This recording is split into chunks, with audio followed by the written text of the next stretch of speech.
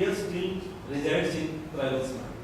So these are tensions coming, and we have raised this matter at different fora, but this needs to be remedied. But state intelligence mind that they are getting some loan, they want some quick returns through fast growing spaces. So this is a very difficult issue, needs to be addressed, and I think all collective voice need to come. Then also the innocent and docile tribals, they are exploited by the different companies. Like one area also, Viren Nova had gone there, that partner area, but there people are bit conscious. They are resisting against the entry of metals. Metal आने का था, but there, because there is some that partner area, so in the villages where he planned to set up the plants and acquire the land, there are some non-tribals, so the resistance became high. So that's why it is not able to enter into that. But other banks where tribals are many, they are giving some nominal money on a monthly basis, so that they won't object to any public hearing or environmental impact assessment that comes in, so that will be subsidized in this whole. Then next, what we have done, there is dispersal and poor market penetration for non-timber forest producers. You might be knowing. So as per the Panchayat Raj Act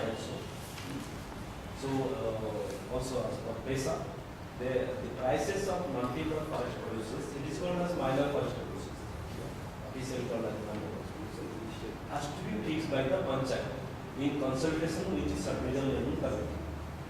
So there has to be a committee, they have to fix the prices, at what price people are to sell.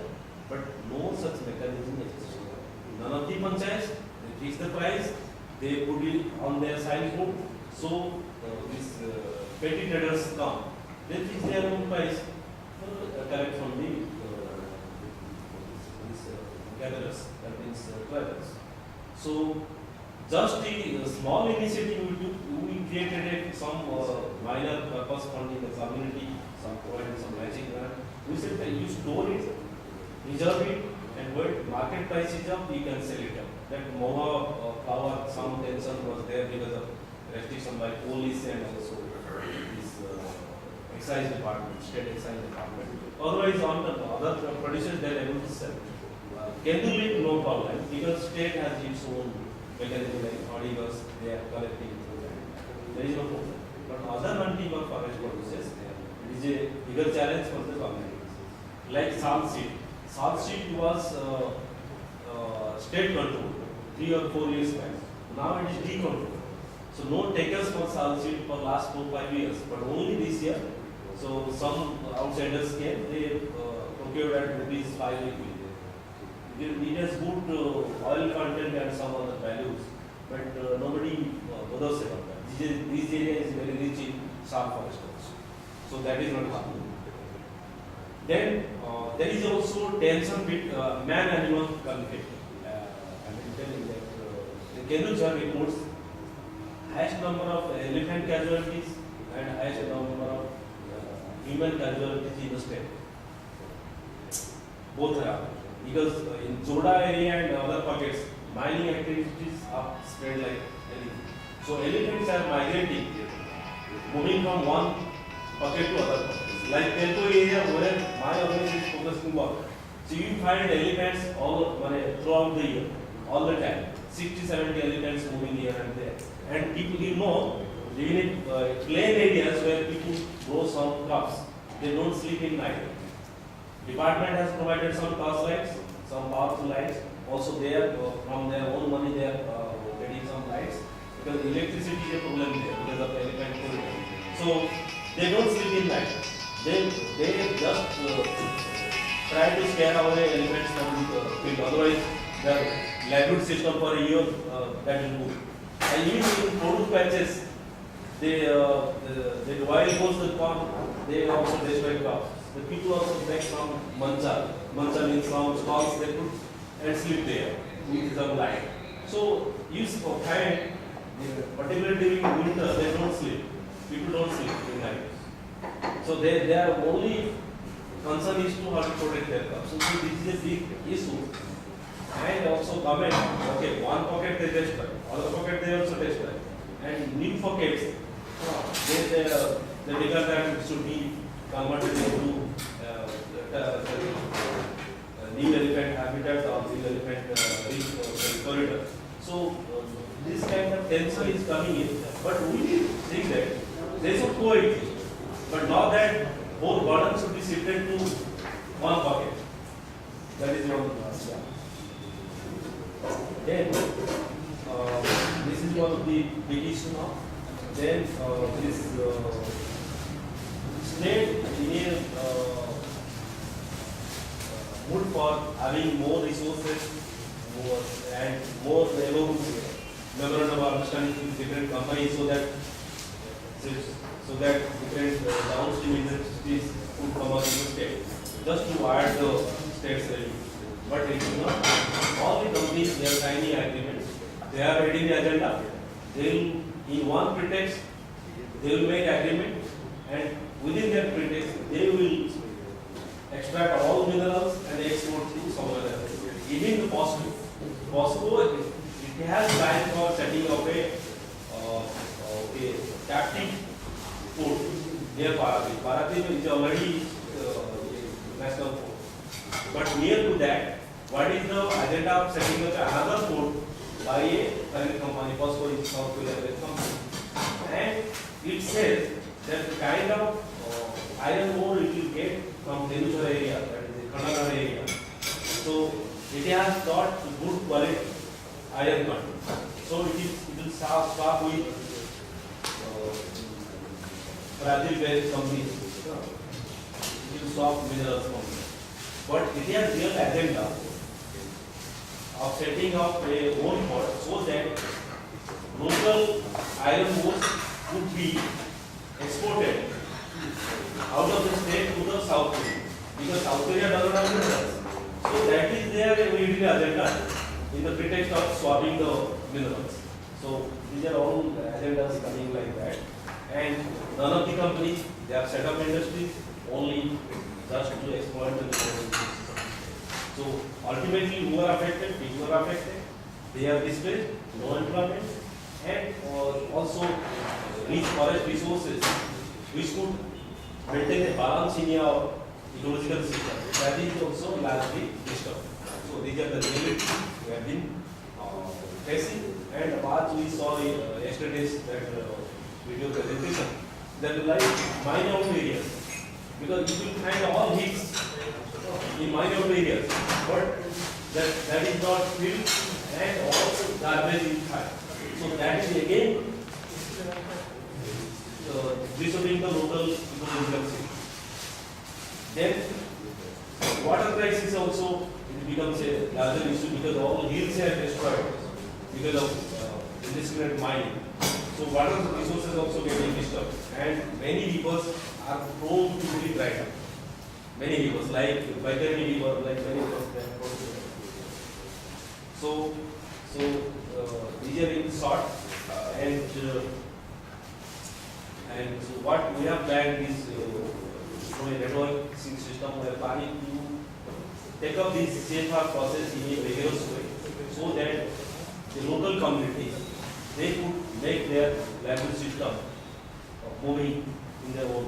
So that's what we are planning to do, and that is one area, and that's what our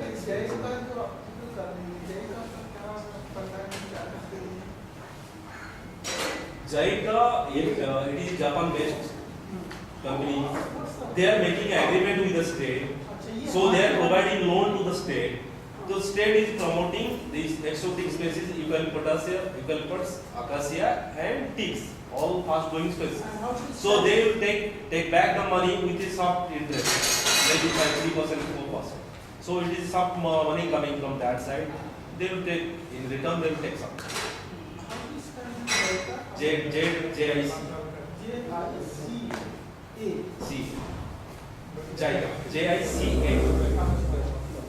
Our JBS. Japan, India, just like that? Yeah. corporation, something like that. Japan Bank, earlier it was JBIC, Japan Bank for Investment and Cooperation. JBIC nowadays converted to JICA. So that is a big concern everywhere. So they don't promote the natural spaces, but instead we suck money, suck more from the foreign countries and promoting exotic spaces. So ecology is disturbed. But the policy says that only local spaces should be in Pasai. But instead of that, they are promoting exotic spaces. So these are all contradictions. Like policy is there, but policy is not implemented, something else is implemented to fulfill the interest of the politicians or the state president. Okay. Because large money is involved, it will go to their department pockets.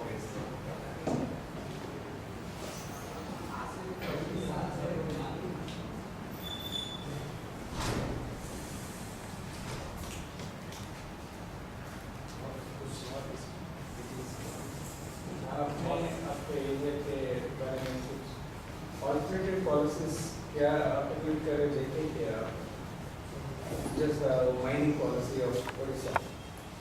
The state has mining policy, but we are currently focusing on community forest land. Correct, sir. Basically, these people they don't have individual ownership over forest land because there is no also settlement process. So they need a larger area to survive. As a matter of livelihood to the entire community, not the individual households. So we say if that process comes up, so forest could be protected, biodiversity could be preserved, and their livelihood could be also could be sustained. Correct, sir.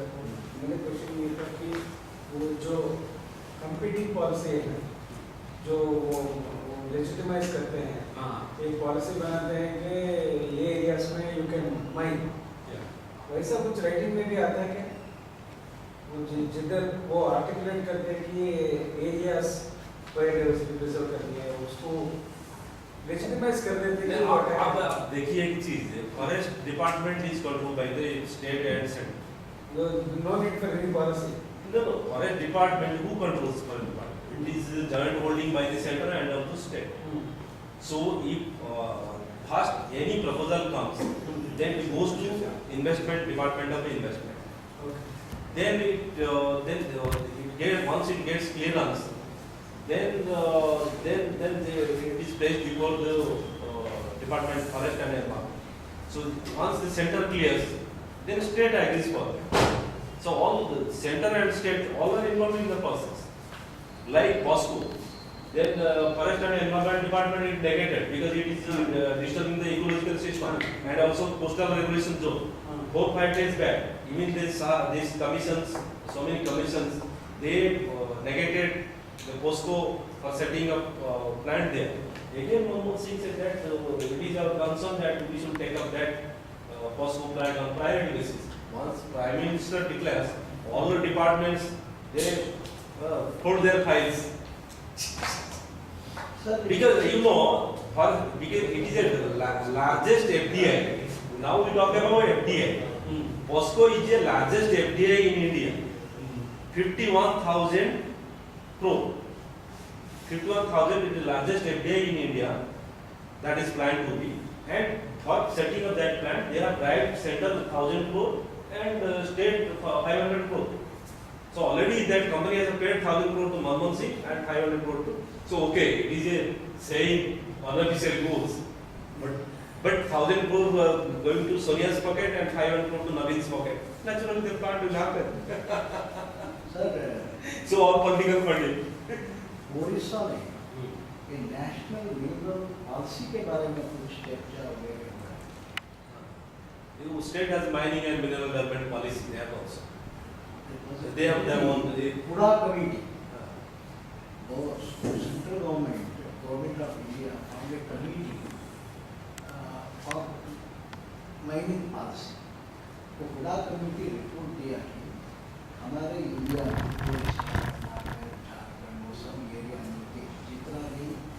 Minerals है particularly iron oxide Manganese and bromide. वो पूरा हम use नहीं कर सकते उतना है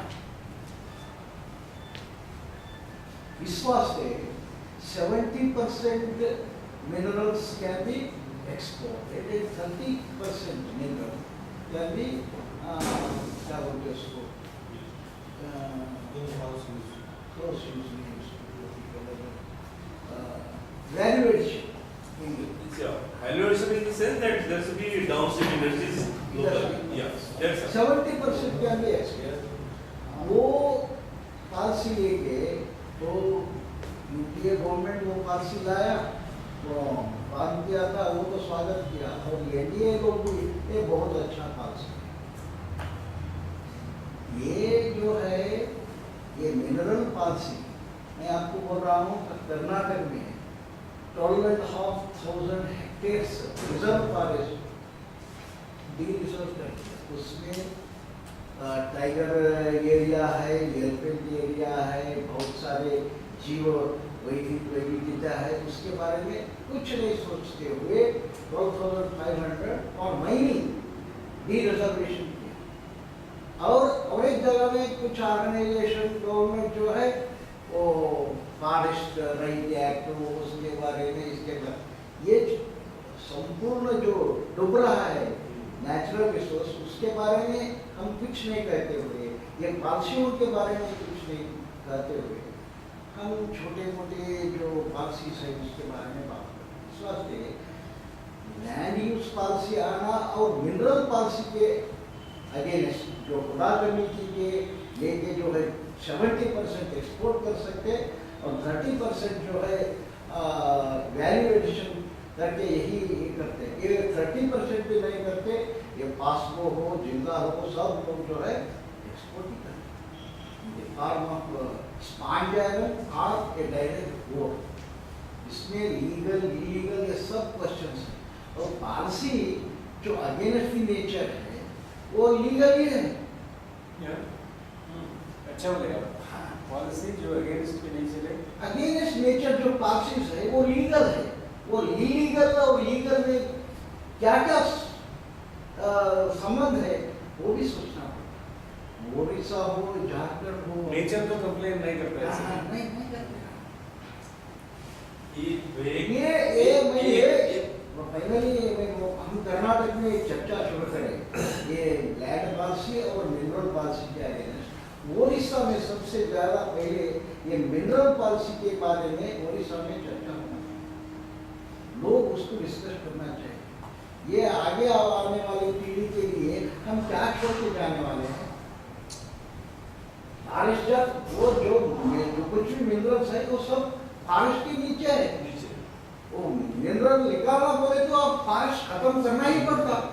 तो 10 एकड़ 2 एकड़ वो फॉरेस्ट एरिया में जो ट्राइबल लोग रहते हैं उसके बारे में बहुत चिंता करते हो, फॉरेस्ट नहीं, अब हजारों एकड़ लाखों एकड़ जो है ये कंपनियां खत्म कर रही है। एनरॉन हो, पास्को हो, जिंदाल हो, वो भी कंपनसेटरी फॉरेस्ट भी नहीं करते। इनका जो एक लॉज है they are equal area of forest है,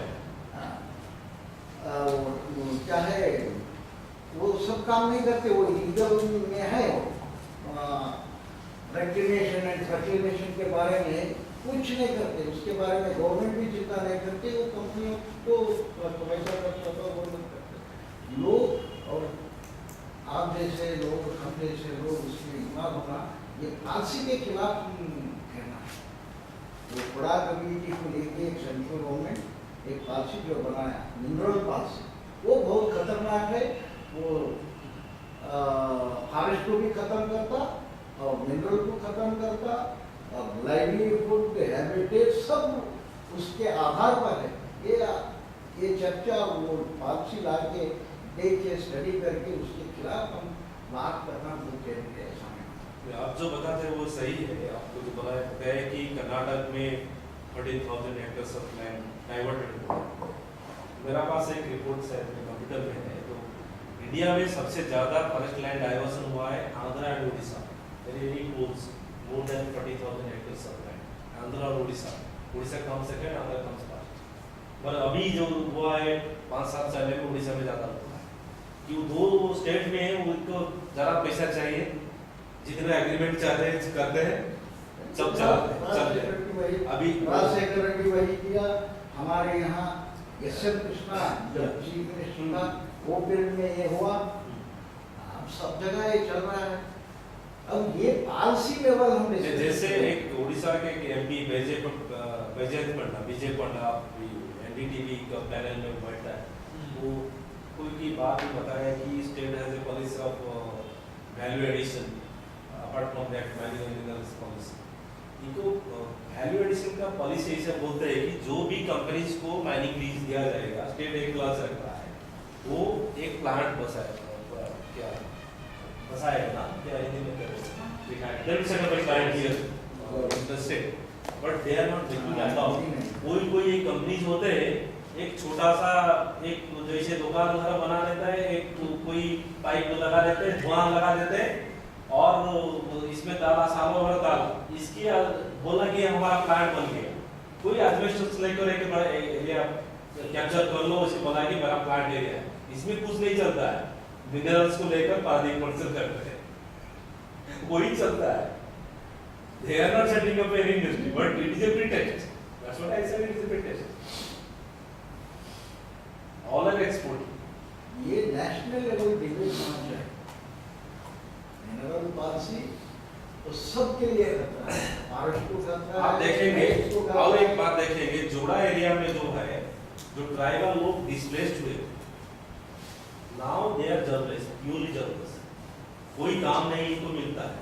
क्यों? अभी लोग जो बांग्लादेश का जो बंगाली लोग आ गए ना, ये वो 24 आवर्स काम करें, इनका देश में बहुत अवस्था बहुत खराब है, वो आ जाते हैं, इनको एंगेज करते हैं। क्यों? वो यूनियनाइज नहीं होंगे, एजुटेशन नहीं करेंगे, कोई कॉन्ट्रैक्टर के माध्यम में इसको काम पे लगा देते हैं बांग्लादेशी लोग को, वो काम मिलता है। जो लोकल आदिवासी लोग वो टोटली जबरदस्त होते हैं। और जो एम्प्लॉइज वो रखते हैं ना, उड़ीसा का लोग जो रहते हैं, कोई ड्राइवर रहता है या कोई सुपरवाइजर रहता है, इसके लेवल पर जो इंजीनियर्स बाहर का और जो इनको जो मैनेजर्स बाहर का, सब इसे चाहिए। इवन लेबरर्स बाहर का, इंडिया का नहीं, बाहर का, बांग्लादेशी वर्कर्स नहीं। उड़ीसा को लेके तो ये देखो बड़बिल एरिया में जहाँ पे आदिवासी लोग काम करते हैं, अभी कोई आदिवासी नहीं है, सब बंगाली है। और बांग्लादेश बंगाली, और उड़ीसा का लेबर जो है गुजरात में, तमिलनाडु में, आंध्र में, वही इलाका लोग बाहर जाते हैं, तमिलनाडु, आंध्र, कर्नाटक में जाते हैं। मैं उड़ीसा लेके और एक बात की, वो राहुल गांधी आके ये वेदांतम का एक इंडस्ट्री नहीं डालने देंगे, लंजीगढ़ में वो क्या हाल है? वो बंद हो गया, एनवायरमेंटल क्लीयरेंस नहीं मिला। राहुल गांधी वो डंगरिया बंद हुए ना, जो ट्राइबल कम्युनिटी है, इसके बीच में तो वो बोला कि वो पहाड़ को हम पूजा करते हैं, ये matter of heritage to their, so they objected, ये matter of politics, then it was stop. तो और ये जो कंपनी वेदांत कंपनी, ये सुनो, वेदांत कंपनी है वहां पे, देखो वेदांत कंपनी जो एक प्लांट बनाया है लंजीगढ़ में, एक प्लांट बनाया है, जो लैंड लिया है वो you can say it is totally encroachment, no legal land given, some private land, some forest land, illegally occupying that land. Then there is no agreement with state for any captive mining, कोई mines नहीं है, minerals नहीं है, फिर वो फिर plant भी बना दे। वो तो राहुल गांधी वहीं जाएगा साहब जहाँ उसकी सरकार नहीं है, वहाँ पे उसे छावत बोलेगा। हाँ, जहाँ पे सरकार बताए। और उसका बीजेपी वो क्या बोलते हैं, बांसवाड़ा में वहाँ माइनिंग की एटॉमिक पावर में, वहाँ पे आदिवासियों को खदेड़ के यही जनरल सरकार मार रहा है वहाँ पे। ये जो कुंदरपुलम यहाँ पे भी लगा रहे हैं राजस्थान में। तो ऐसा है कि ये राजनीतिक का है कि जहाँ पे उनका सरकार नहीं है तो सरकार लाना है, इसलिए रेलिवेंट है जहाँ सरकार नहीं है। लेकिन अभी ये हमारे साथ हुआ था कि उसमें गवर्नमेंट कुछ दूसरे तरीके से उसको अभी प्लेस करे, तो इस तरह से अगर डायरेक्ट किसी को दे उसमें अपोजिशन तुरंत होने लगता है। अभी क्या झारखंड का न्यूज अगर देख रहे तो जयराम रमेश अभी झारखंड बहुत आ रहे हैं और सारंडा एक्शन प्लान की बात कर रहे हैं, सारंडा को डेवलप करना है। ऐसे बताने की कोशिश करते क्या है कि बहुत नक्सलिज्म है वहाँ, उसका डेवलपमेंट करेंगे तो नक्सलिज्म रुकेगा, ठीक है। उन्होंने उसके लिए पूरा प्रोसेस अपना NGOs को कॉल किया गया कि आप जो है कि अपना प्रपोजल सबमिट करें, तो हमने भी SPWD ने भी डाला था और भी लोगों ने डाला। हमें अंदर से जो वहाँ पे थे जो लोग, उनसे खबर आई कि हम लोग सबसे टॉप पे हमें मिला ही मिला। वही ये सिचुएशन था। अचानक से निजलिंग अप्पा उसके वहाँ पे हेड कर रहे थे और पूरा इनका प्रेशर था रमेश का यहाँ से। तो अचानक से क्या किया कि सारा प्रोसेस मतलब 70-80% प्रोसेस हो चुका था, उसे अचानक से सब खत्म बंद बोल दिया कि नहीं आप लोग से नहीं होगा, हम लोग बाद में भी हमारे एक फ्रेंड आने वाले थे, झारखंड से आ नहीं पाए लोग पत्रकार लिए, और दूसरे मीडिया से और पता चला कि एक्चुअली वहाँ पे डेवलपमेंट करने का रीज़न ये था कि बहुत सारी कंपनियों को लाके वहाँ बिठाना है। ठीक है, NGOs को अगर लाते, SPWD उसमें कि वासन था, वोटर पुणे ये थे, इस तरह के और सारे लोग थे, तो ये लग जब पूरा प्रोसेस लोगों को एक्चुअली मोबिलाइज करना था और DPR वगैरह बनाना था। तो अगर ये सारा प्रोसेस हम लोग करते तो कहीं ना कहीं अभी जो बातें हो रही है रिसोर्सेज पे आपका अधिकार है बोलना है, ये इस तरह की बातें होती तो लोग कैपेसिटेट हो जाते हैं, उसकी वजह से कंपनियों पर डालते तो पता चलता है और हंगामा हो जाता है। इससे अच्छा बोला किनारे करो, ये जो हटा सको सारा प्रोसेस बंद करो और अपना एजेंडा पुश किए। फॉरेस्ट डिपार्टमेंट को बोले तुम करो। अभी हमारे पास एक सप्ताह पहले फॉरेस्ट डिपार्टमेंट से क्या फोन करके आ रहा है कि बैक चैनल से आप हमारा DPR तैयार करो। तो बोले हम क्यों तैयार करें, जब तुम खुद कर सकते हो कर लो।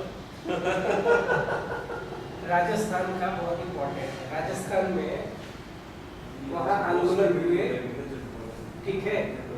एक जब कांग्रेस नहीं BJP सत्ता में थी तो खूब उसके सारे नेता जो है ना कांग्रेसी खूब जंगल जमीन पर इतने भाषण दिए कि उस इलाके में कांग्रेस साफ, BJP आ गई। फिर BJP आई और फिर उसके खिलाफ में कांग्रेस वाले आगे मंच पे बोलते थे। और ये NGO वाले आंदोलन वाले तो ये सोचते हैं कि हम उनको यूज कर रहे हैं एडवोकेसी में, बोलते हैं कि पार्लियामेंटेरियन एडवोकेसी करते हैं। क्या करते हैं? पार्लियामेंटेरियन एडवोकेसी और लेजिस्लेटिव एडवोकेसी। पता चलता है कि ये दोनों जो है आपको यूज किए बारी से, और आप खूब खुश रहते हैं, फोटो खिंचवाते हैं, जाते हैं मंत्री से मिलते हैं, चीफ मिनिस्टर, और दोनों चीफ मिनिस्टर से वो लोग मिला है। वो क्या नाम था एक जो मर गया खाकी चोर शेखावत उपराष्ट्रपति, उससे भी मिला और अशोक गहलोत से भी मिला। वो पूरा आंदोलन करने था और अल्टीमेटली दोनों की सरकार रही और जो जंगल FRA की जो इम्प्लीमेंटेशन है वो सबके सामने है। ये आंखों देखा अनुभव है, आंखों देखा काम किया हुआ अनुभव। इस सेशन में मैं लास्ट दे रहा हूँ 2 मिनट आंसर, फिर अपन वे फॉरवर्ड भी है अपना तो अपना खाना ठंडा होगा। उदयपुर में एक झमरकोड़ा माइंस है। डॉक्टर साहब आप आगे मिस्र वाली आपको राजस्थान में उदयपुर में खासतौर से झमरकोड़ा माइंस है, सिंगल सुपर फॉस्फेट की एक माइनिंग है। उसमें क्या हो रहा है, उसके सराउंडिंग 20 किलोमीटर के एरिया में ड्रिंकिंग वाटर फिनिश है, ऊपर का जो वाटर है, क्योंकि वहाँ पर 1000 या 1100 ट्यूबवेल रोजाना पानी लिफ्ट करते हैं। उसकी ज़्यादा डिटेल तो जगदीश जी ने बहुत अच्छे उस पर PhD की है, और वो ड्रिंकिंग वाटर के सेफ ड्रिंकिंग वाटर के नाम पर उदयपुर में सप्लाई किया जा रहा है, जिसके परिणाम क्या है कि डॉक्टर साहब ने जो अपना स्टडी में डिस्क्लोज किया कि 10 साल बाद में ये पीने के बाद में इम्पोर्टेंसी आ जाएगी उस एरिया में, वंध्यत्व रोग हो जाएगा, उनके किसी के भी संतान नहीं होगी जो उस पानी को पिएंगे। एक वाटर पॉल्यूशन हुआ, वहाँ का जो केमिकल एनालिसिस और केमिकल का जो पॉल्यूशन है, कई सारी इंडस्ट्रीज वहाँ पर डाल दी है, अलग अलग पर्सनल भी और RSMM तो कर ही रहा है। इसके अगेंस्ट में जागरण जनता समिति 10-12 साल से लगातार लड़ रहा है, कई सारी स्टडियाँ करवा दी, सब कुछ कर दिया, लोगों के वहाँ पर सब कुछ खत्म हो गया।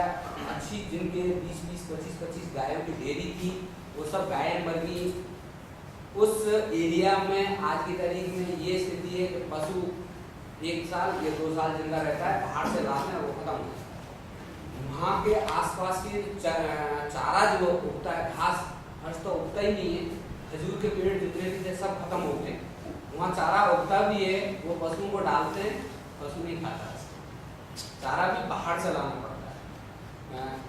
उमरडा एक जो एरिया है उसके आसपास सभी जमीन जो है खत्म हो गई।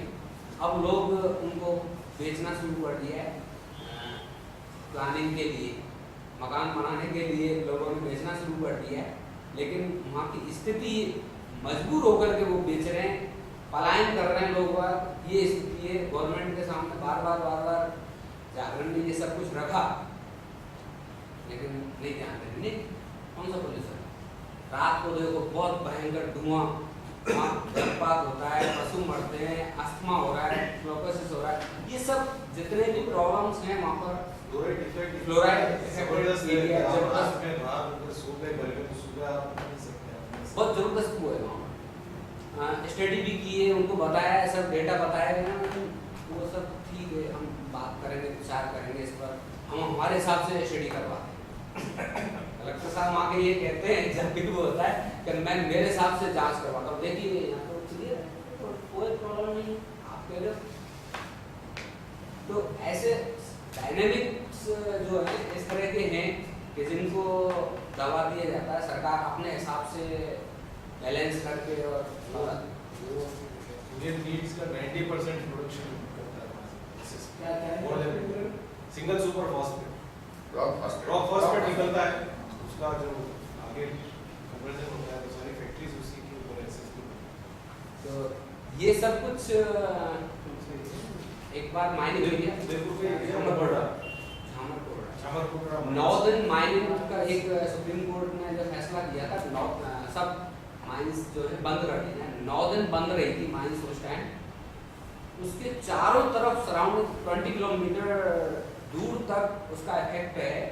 वहाँ के सभी कुओं में पानी आ गया ऑटोमेटिक, जो बरसों से सूखे पड़े थे, और जैसे ही वो चालू हो गए सब कुएं सूख गए। जिनमें थोड़ा बहुत पानी था उनसे जैसे 1 कैरी प्लाई कर सकते थे, 10-10 कैरी प्लाई करने लग गए वो लोग। इतना मतलब वाटर का यदि हम वो देखें तो बड़ा डिस्टर्बेंस है। गवर्नमेंट किस तरह से प्रेस करती है, किस तरह से लोगों को वो करती है, इसका आप अंदाज लगा उदयपुर वही पानी मिल रहा है। वही पानी नहीं है। डॉक्टर साहब और ज़्यादा अच्छे से इस बारे में बता सकते हैं। बेसिकली जो आप पॉइंट रख रहे हैं उसमें 2-3 गहन मुद्दे हैं। तो ये कि डिस्प्लेसमेंट की जो बात हुई है, लेकिन ये एक नए तरह का डिस्प्लेसमेंट का प्रोसेस है जो लगभग सभी जगह हो रहा है। यहाँ थोड़ा विजिबल है, उसको मैं 8-10 साल से देखने की कोशिश उसमें नहीं। अनसीन डिस्प्लेसमेंट कह सकते हैं, किसी को ब्लेम नहीं कर सकते आप। प्रॉब्लम ये है उसकी सबसे बड़ी कि आप लोग नहीं, हमने तो थोड़ी कहा कि आप यहाँ से निकलो, लेकिन परिस्थितियाँ ऐसी पैदा कर दो कि लोग वहाँ से भाग जाए, जमीन बेच दे, जंगल छोड़ दे, अपने मवेशी छोड़ दे, अपना जो खेती बाड़ी है वो भूल जाए।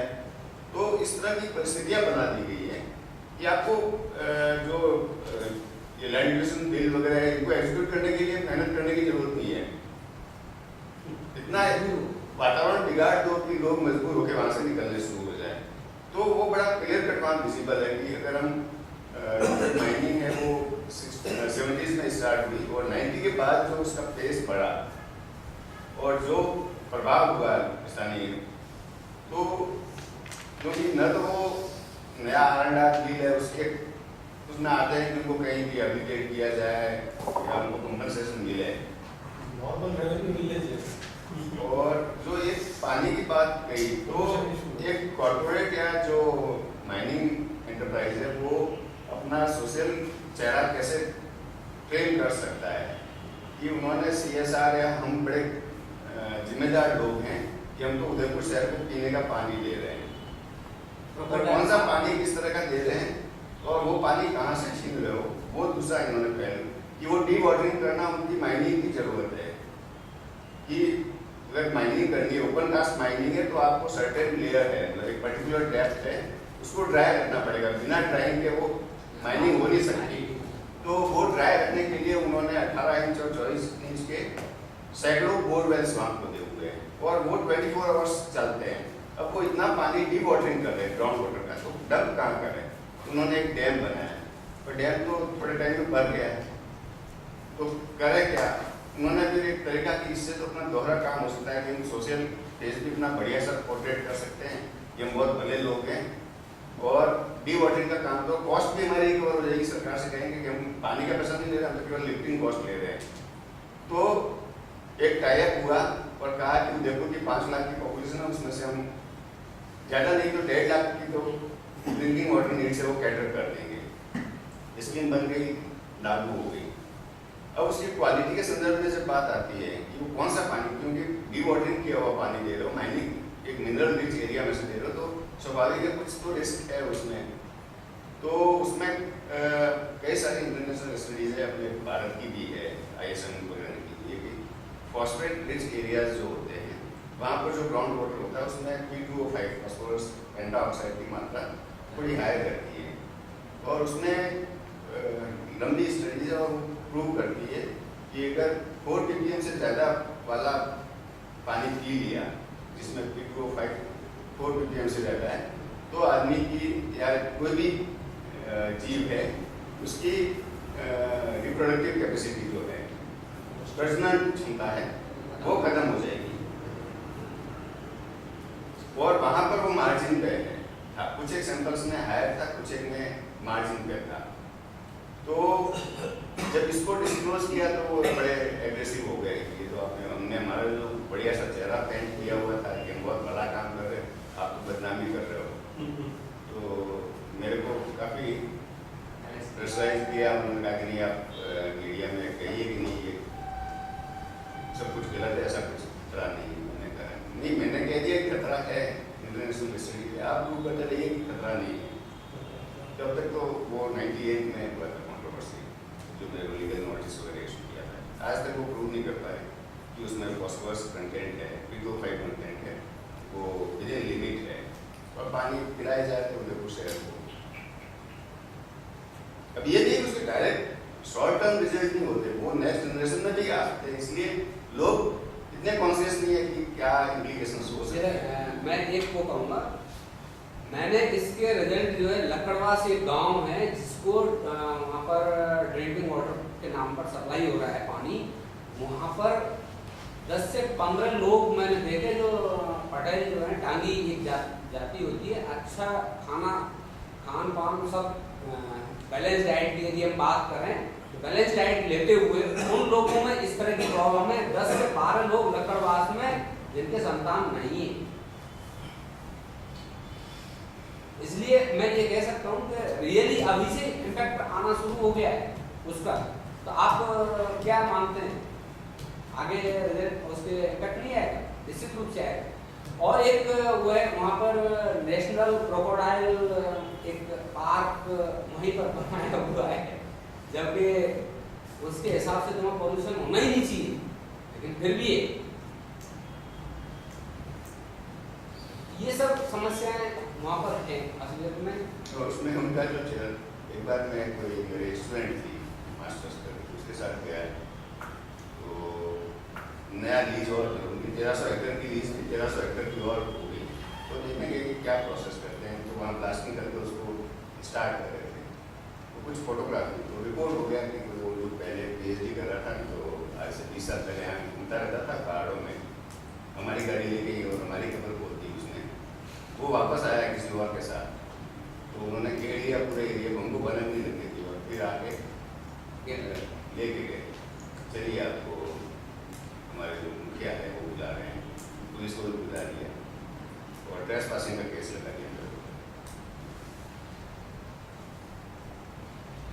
और उसमें यही साथ थे, ये मतलब पीछे से आ रहे थे, तो उनको पता लगा कि डॉक्टर को तो ले गए पुलिस वाले और माइनिंग कंपनी वाले।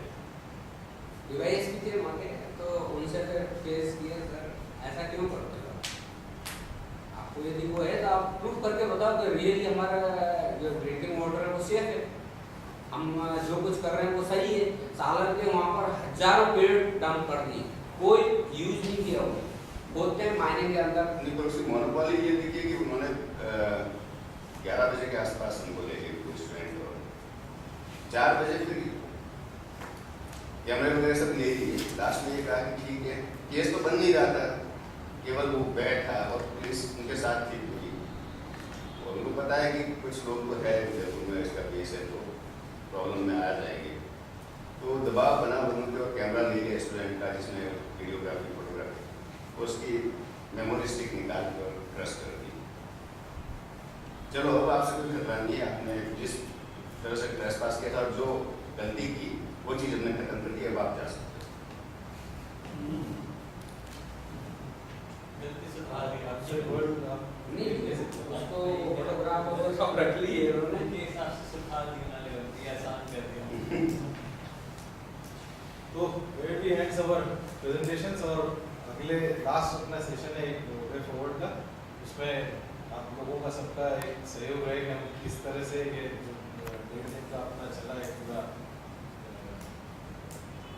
आपस में विचारों का आदान प्रदान, अब हम आगे किस तरह से इस बात को लेके जाएं, एक उसका ट्यून सेट हो ताकि हम उस पर फर्दर कुछ आगे की रणनीति अपनी बना सकें।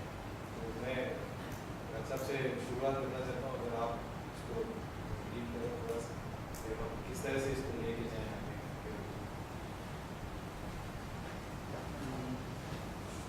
एक चीज़ तो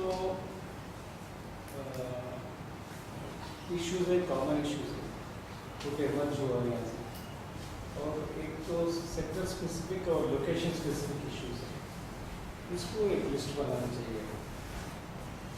इससे क्या होगा, we don't miss a major issue and वो एक करने के बाद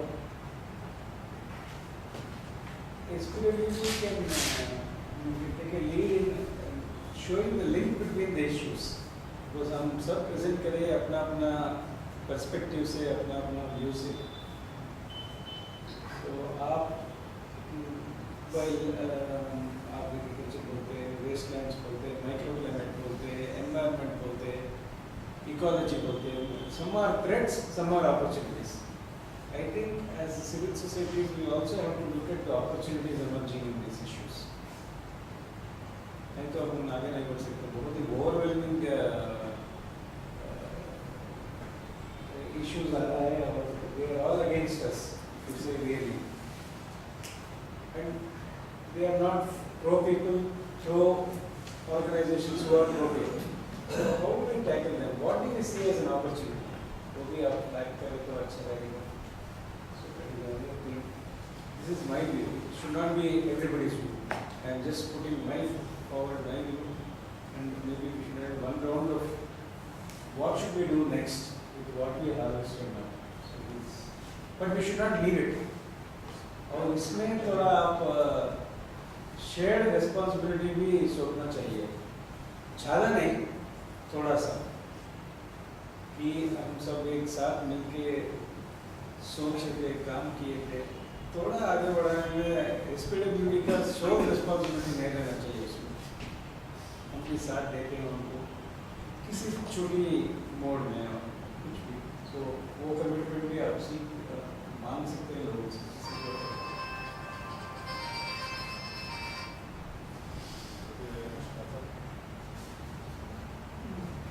इसको ट्रांसलेट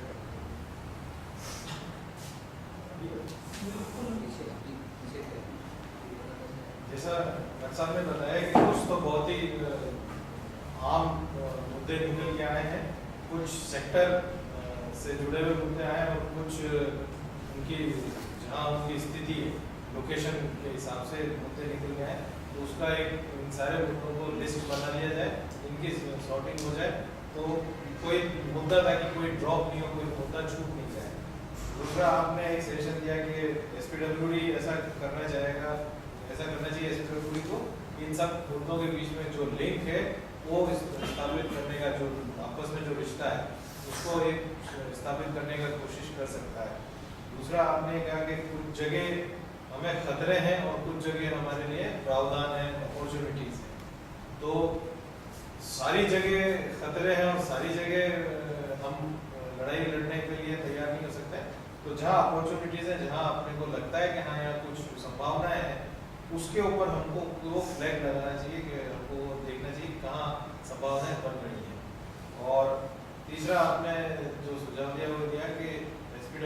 अकेला ये सब काम नहीं करे, तो अपने इस ग्रुप के अंदर वो कुछ जिम्मेदारियों को बांट के भी आगे जा सकता है। इसके लिए काफी लोग तैयार हो सकते हैं। मुझे असल में जो इश्यूज की बात कही है कि इश्यूज आइडेंटिफाई करना, आइडेंटिफिकेशन के साथ साथ मुझे लगता है उनको प्रायोरिटाइजेशन भी कर लें, क्योंकि कई बार क्या होता है कि हमारे सामने इशू तो बहुत सारे होते हैं और फिर लगता है कि यहाँ कितने सारे इशू है ना, तो हम ये भी देख लें कि हमारी और प्रायोरिटी हमारी अपनी क्षमताओं के आधार पर हो कि हम उनको कितने आगे ले जाने में सक्षम हैं। ये समूह मैं केवल अकेले किसी संस्था की बात नहीं कर रहा हूँ, यदि हम समूह के रूप में ले रहे हैं तो हम इस समूह में कितनी क्षमताएं हैं, तो क्या भागीदारी ले सकता है, उसके आधार पर उनकी एक प्राथमिकता तय करें। तो बिल्कुल निश्चित रूप से और प्राथमिकता तय करने के वक्त ये बहुत जरूरी है और आपकी इस बात से भी मैं सहमत हूँ कि हम जिम्मेदारी लेने के लिए कितना तैयार हैं, क्या हम उस जिम्मेदारी को निभा सकते हैं क्या नहीं, और वो जिम्मेदारी हमारी क्षमताओं से जुड़ी होती है, कई बार संसाधनों से भी जुड़ी होती है, क्षमताएं और संसाधन दोनों चीजों को भी साथ लाना पड़ता है। तो यदि उस तरह का है तो हमें क्षमताएं और संसाधनों को भी कई बार देखना पड़ता है कि ये हमारे कितने पास हैं या किस तरह से इनको घटाया जा सकता है। दूसरा एक और ये भी कि जो साथी सब कहीं ना कहीं यदि हम इसी ग्रुप की बात करें कल से, तो मुद्दे थोड़ा भिन्न हो सकते हैं, लेकिन उनमें जो जैव विविधता है, जो बायोडाइवर्सिटी वाला एस्पेक्ट है, वो कहीं ना कहीं जुड़े हुए हैं उस काम से।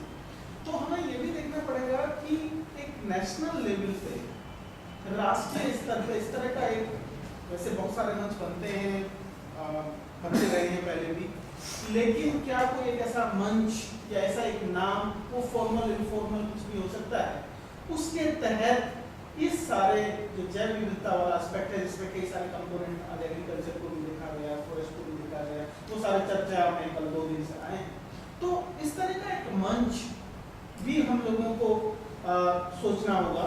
वो एग्जिस्ट भी कर सकता है ऑलरेडी, उसका नया कोई स्वरूप भी हो सकता है, कोई उसका नया नाम भी हो सकता है, ऑलरेडी जो एग्जिस्ट नाम कर रहा है वो भी हो सकता है। तो ये भी एक मेरा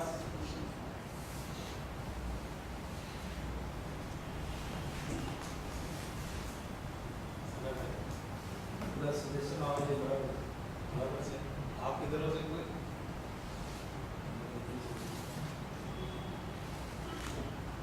गुजराती में बोलूँगा कि जो कुदरती जो संसाधनों છે એની અંદર આજે કાલથી આખી બધી ચર્ચા ચાલે તો એના બારામાં આપણે બધા સાથે મળી જળ જમીન જંગલ જનાવર જન એને કઈ રીતે આપણે બચાવી શકીએ, એનું અસ્તિત્વ કઈ રીતે ટકાવી શકીએ, એ આપણે બધા સાથે મળી આગળ વધીએ તો કંઈક આનું પરિણામ લાવી શકીએ।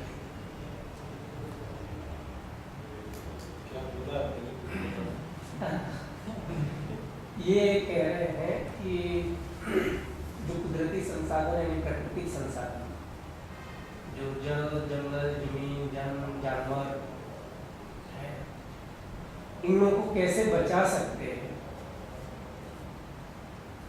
और ये अकेले से नहीं बचेगा, इसमें सभी जो भी लोग इससे जुड़े हुए उन लोगों को शामिल करके और एक बचाने की मुहिम छेड़नी, ये सभी अस्तित्व की लड़ाई है। और ये सर्वाइवल का सवाल है, अस्तित्व, सर्वाइवल, कोएग्जिस्टेंस, प्रकृति के साथ में इसका ये सवाल है, तो ये सबको टच करता है। आपका मतलब सब बोले तो क्या मतलब है? सब ये बोल रहे, सब का मतलब क्या? बधा मतलब कि सब, वो बोले कि उसमें कौन कौन